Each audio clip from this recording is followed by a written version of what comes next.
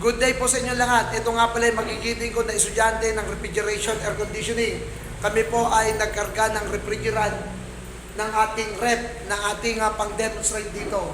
At kitang-kita naman po, nagbi-build up na po yung yellow dito sa ating evaporator, pero naka-open po, kaya hindi naman po natin kailangan pag-yellowhin lahat yan.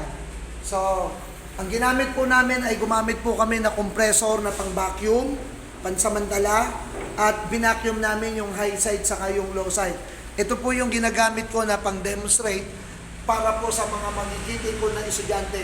At matagumpay po nilang nagawa at naintindihan kung paano po kakargahan ng refrigerant yung ating unit.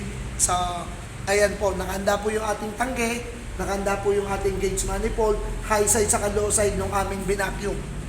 At ayun na po yung yellow, naka-build up na po yan. So, kitang-kita naman po na nag-yellow na. So, ibig sabihin, tama na po yung kanilang pagkakarga, pag-charge sa ating refrigerant.